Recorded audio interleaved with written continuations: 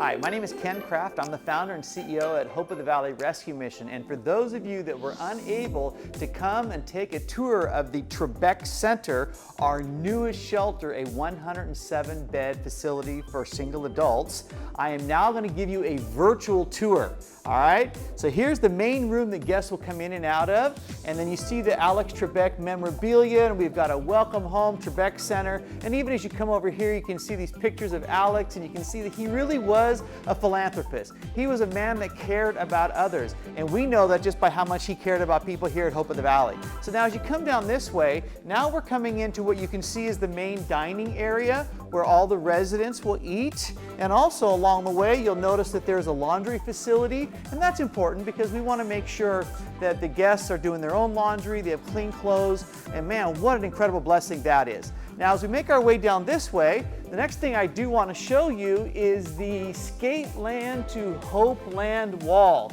Now, why is this so important right here? Because we want to preserve the legacy of Skateland. Skateland was here in our community in Northridge for 60 years. And this is the original floor right here that you may have skated on. You may have had kids' parties right here. And we're using it as a fundraiser and encouraging people for $500 they can have their name or their business name here forever since we own the building, okay? Now I want you to follow me down here because this is the kitchen area. And everybody that comes here gets 3 meals a day, breakfast, lunch, and dinner. We do not cook the food here, but the food is delivered here and then we serve it. So we're gonna walk through the kitchen area real quick, and this is where we're serving the food and prepping the food and getting it ready to go. Now as we work our way this way, now we're gonna go into, this is just simply a storage room, nothing too fancy, but then next I'm gonna take you to the back of the shelter and we're going to walk in from there. Before we go inside of the Trebek Center, I just want to show you, this is the outdoor living area. It is not complete. We have a general contractor who's going to be coming in here and we're going to put a sports court, an area to work out. There's going to be plants and trees and vegetation, a barbecue area, a dog run. So this is just temporary right now. We're going to get started on that, but come on, let's go inside the shelter. You are now entering into the back side of the Trebek Center. So come on in, and as you do, the first thing that I want you to notice right over here, this is the Trebek Library. I love this. All the books that are here on these bookshelves are books that were in Alex's home personal library. So here, residents can sit, they can read, they can meditate, but also inside, I want you to notice over here that we have all these computers. And this is a computer learning center, job training, job placement. We want to make sure that people that are employed, if they're able to work, they need to work. If they're not, then we want to link them to public benefit. That is the safety net that we have for people that need that. Now, as we make our way inside the actual center, this is another meeting room where we can have art classes, we can have study groups.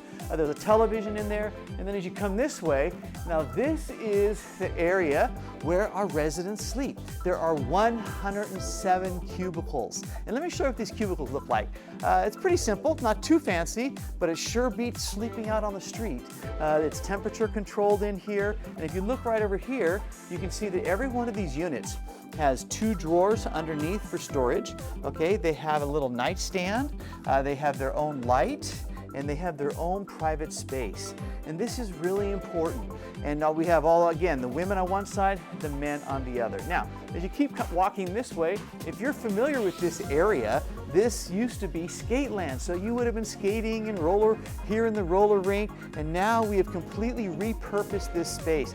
Put in all new air conditioning and heating, all new lights, and even the way this was designed. It was designed with the color palette and the way the lights are laid out and the open, airy feeling, the skylights, that it's natural lighting, a place where people can come and they can be healed, they can be restored, and that's what's so important. This is not just a place where people can come and sleep. I call this a transformation center, an opportunity for people to get a fresh start. And can I tell you what I really love about this center right here? This is the first of our 15 shelters where we have on-site mental health services. That's right. We have 2 mental health clinicians. And so we have mental health services and classes. We also have telehealth rooms where people connect with their doctors. And it may not be very sexy, but let me show you the bathrooms. I think they're super cool. All right, come on to the bathrooms. Let me show you.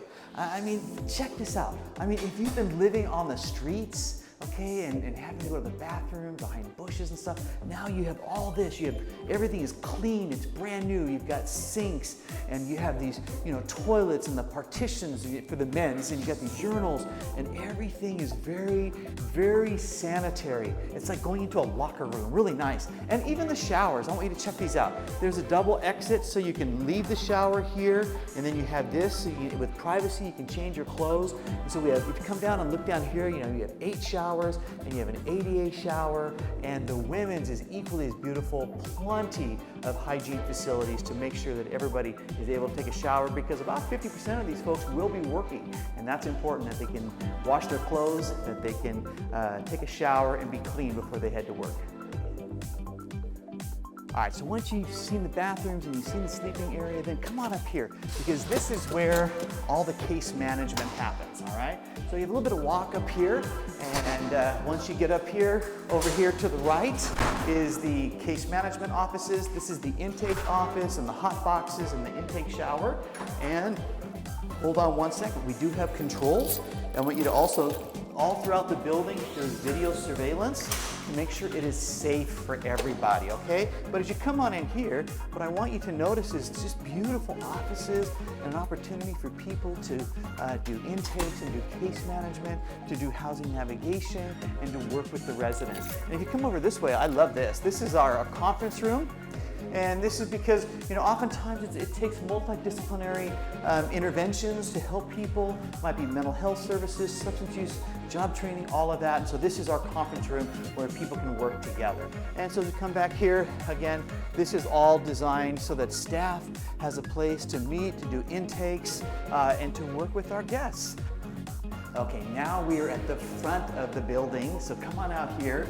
This is where people, when they come in for the very first time, they would come in this way, and I want you to notice this, the Trebek tribute wall. Yep, it looks like a Jeopardy wall, doesn't it? As a matter of fact, the very person who has built the Jeopardy walls for the last 30 years, his name is Ron Schwab. He built this for us, for Alex. And this is a major donor wall. Whenever you have a capital campaign, it's important that you have that. And I want you to see all the amazing people who stepped up and said, hey, we want to help be a part of the solution. So for those of you that were not able to take the tour live, that is the virtual tour. And we encourage you to be part of the solution. If you'd like to be part of this major donor wall, please let me know. If you'd like to have a plank on the Skateland to Hopeland wall, it's $500, let me know. If you'd like to sponsor one of the cubicles, we need that. Only 50% of them are sponsored, that's $3,000. Or if you'd like to get a bed and a bag, that's $50. But let's all work together to make homeless history here in the greater San Fernando Valley area.